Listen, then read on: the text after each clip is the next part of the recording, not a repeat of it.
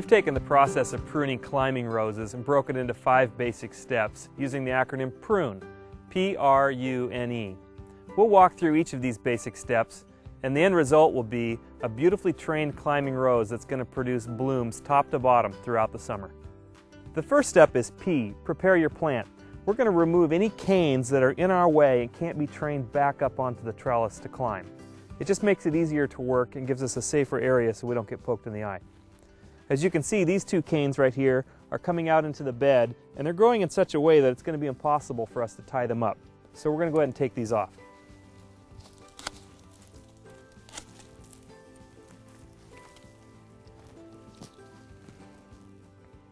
There's one more cane right here. That's coming out, but I think we'll use that later. And for this rose, that's basically it. On climbers, it's less about cutting and more about training. We'll talk more about that as we get into the U section. R stands for remove all deadwood, diseased, and crossing canes. That applies to any rose, and on this climber, it's going to apply to all this stuff down here at the bottom. When pruning climbers, we want to start at the base and work our way up. So we're going to go through and remove all of these spindly canes. They're not going to produce much and they just break right off, so we'll go ahead and cut those right out of here.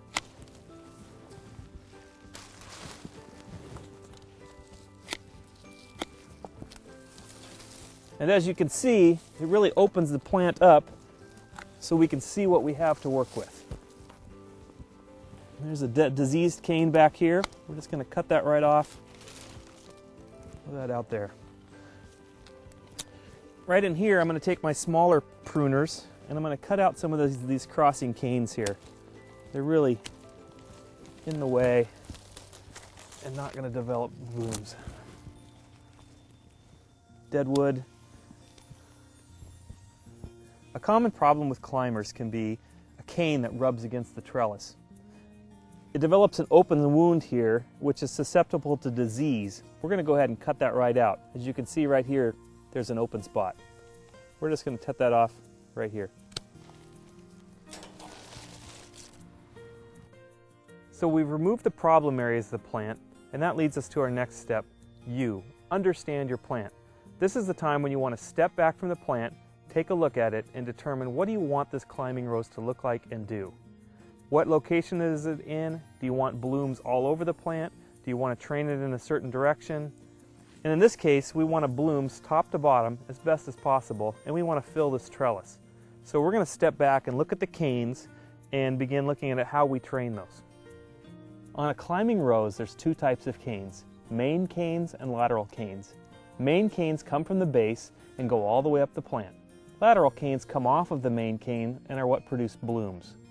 The trick with climbing roses is to train your main canes in a horizontal fashion. So you want them to go out and over. That will cause the lateral canes to grow upward, and that produces your bloom. So by training your main canes from the base to the top in a horizontal fashion, you'll get blooms from the base of the plant all the way to the top. On this rose, we have 6 main canes. One of them is pretty substantial and climbs clear to the top. But as you can see, it has a lot of lateral canes coming off of it that are all going up. And we want to rejuvenate this plant and to get more blooms top to bottom. And so this is going to make people a little scared, but we're going to go ahead and cut this large cane right out of here. What it's going to enable these other canes to do is we can train these because they're more pliable. So remember, when we're working with the climbing rose, we always start from the base and work our way up. So we're going to take this large cane and cut it off right here at the base. Now that's a big cut, and it's going to make some people a little worried. Did they just destroy their rose? It's okay. This big cane needed to come out of here. So the trick here in getting this out of here is to cut it into pieces. Again, start at the bottom and just cut this into manageable chunks that you can pull out.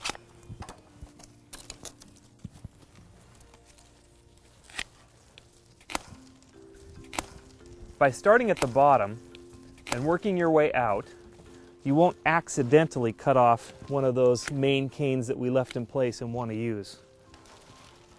So as you can see, we took out that large main cane, but there's still a lot of rows left here to work with. There's still 5 main canes that can be trained. So next we'll go through and trim out the laterals off the mains and we'll just have those 5 to work with and train onto the trellis.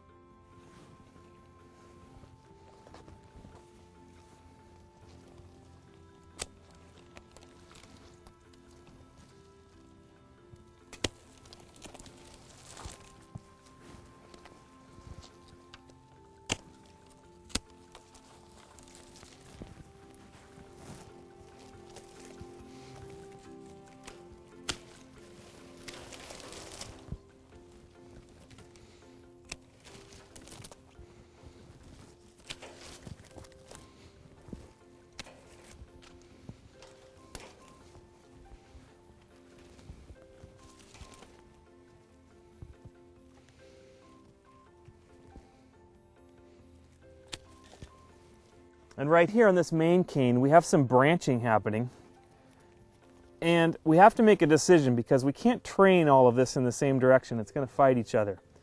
There's a large cane coming up here to the right, and we might be tempted to leave that, but it's going to be difficult to train, and we're going to have a healthier plant if we go ahead and leave this smaller cane and train that in as we want. So we're going to go ahead and cut this main cane out right here.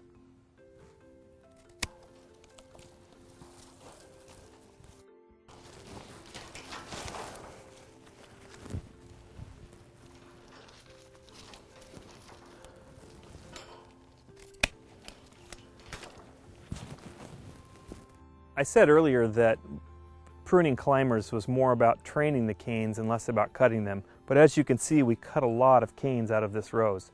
This rose hadn't been properly cared for in quite a while and really needed to be rejuvenated.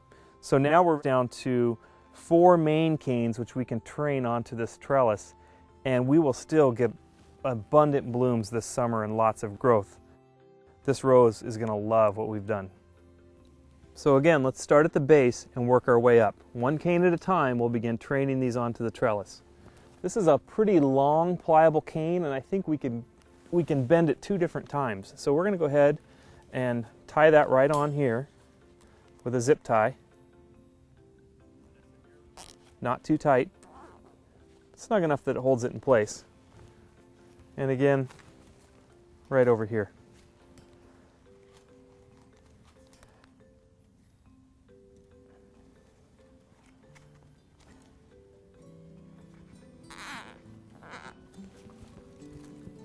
And then we'll go ahead and bend this cane on back around and tuck it in.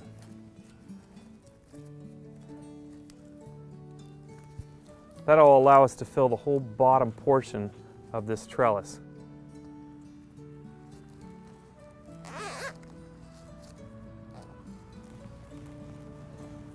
And then I go through with my pruners and cut the tails off the zip ties for a nice clean look. This center cane, we're going to train so that it grows right above the cane we just put in place. And I'm going to go ahead and tuck this in behind to help support it. We'll put a zip tie here to keep it close to the base.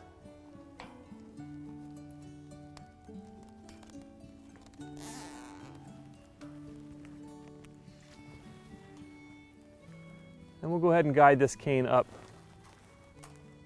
towards the top.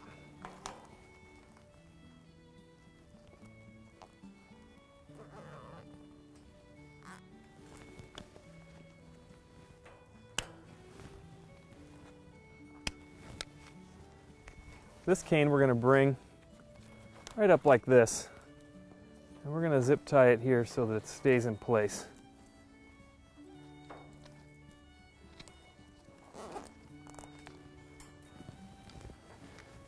And again, we'll fan this cane out so it gets horizontal up in here to promote blooms.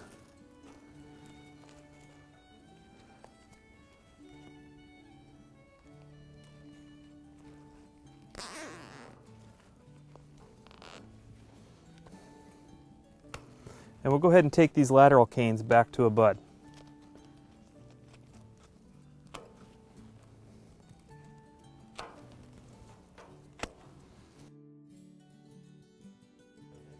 And then our last cane is pretty short. We're going to just tie it off here, and we're going to eventually let it grow up to the top along the outside. So we'll simply put a zip tie on this until it starts to grow.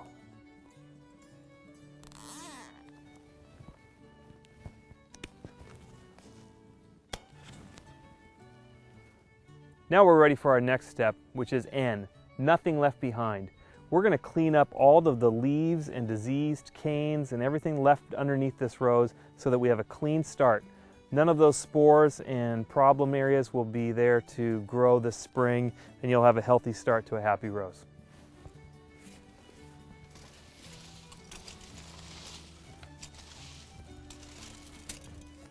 Now with everything cleaned up, that leads us to our final step in the process, E, enjoy your rose. This rose is going to grow dramatically this spring, and you're going to have blooms top to bottom throughout the summer. That wraps up our 5 simple steps for pruning climbing roses. We've learned that horizontal canes produce the growth, vertical canes and laterals produce the blooms, and you're going to have a beautiful wall of color. For more information about growing roses and to shop for climbing roses for your garden, visit us at heirloomroses.com.